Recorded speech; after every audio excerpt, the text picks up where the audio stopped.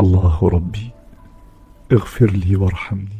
একদিন কল্পনা করুন, হঠাৎ পৃথিবী কেঁপে উঠল, আকাশ ছেড়ে গেল, সমুদ্র আগুন হয়ে গেল। কোটি কোটি মানুষ কবর থেকে বেরিয়ে আসছে, কেউ ভয়ে কাঁপছে, কেউ আনন্দে হাসছে।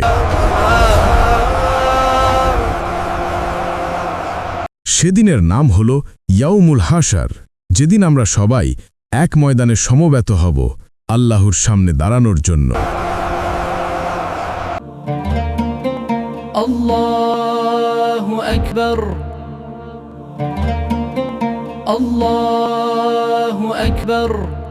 হাশর আরবি শব্দ, এর অর্থ হল সমাবেশ, জড়ো হওয়া, একত্রিত হওয়া, ভিড় করা। কিয়ামতের প্রলয় শেষ হওয়ার পরে মানুষ, জিন এবং সব প্রাণী ও কবর থেকে উত্থিত হয়ে যারা আল্লাহর সামনে দাঁড়িয়ে থাকবে এবং যেই সমাবেশ স্থলে একত্রিত হবে সেটাই হাশরের ময়দান।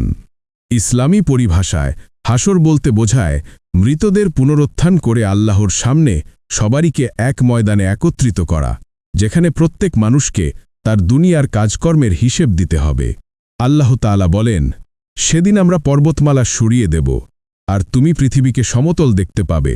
আমি সমস্ত মানুষকে একত্র করব, কাউকেই বাদ দেওয়া হবে না।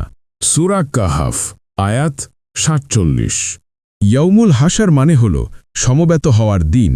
পৃথিবীর শুরু থেকে শেষ পর্যন্ত যত মানুষ এসেছে সবাইকে একসাথে এক ময়দানে ডাকা হবে, কেউ বাদ যাবে না। রাসূল, নবী, ফেরেশতা, রাজা, গরিব, সবার জন্য একই ময়দান। সেদিন মানুষ আল্লাহর সামনে দাঁড়িয়ে দুনিয়ার প্রতিটি কাজের হিসেব দেবে। এখানে তিনটি বিষয় ভয়ঙ্কর। ১. কিতাব দেওয়া হবে।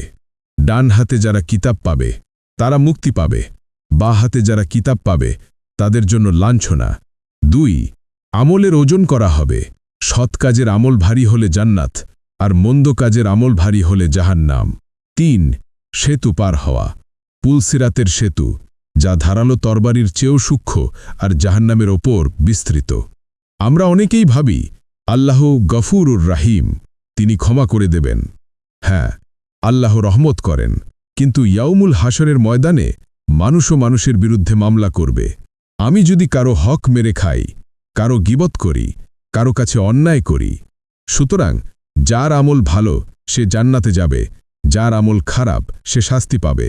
তাহলে আসল প্রশ্ন, আমরা কি ইয়াউমুল হাশরের জন্য প্রস্তুত? আজ যদি মৃত্যু এসে যায়, কাল ইয়াউমুল হাশরের ময়দানে দাঁড়ানোর মুখ থাকবে তো? আসুন আজই তওবা করি, নামাজ কায়েম করি, মানুষের হক আদায় করি, যাতে ইয়াউমুল হাশরে আমরা ডান হাতে কিতাব পাই। ফলো, লাইক, কমেন্ট করুন, যেন এমন আরও কন্টেন্ট আপনার কাছে পৌঁছে যায়। ইসলাম প্রচারে আপনার একটি শেয়ারই হতে পারে কারো হেদায়েতের দরজা।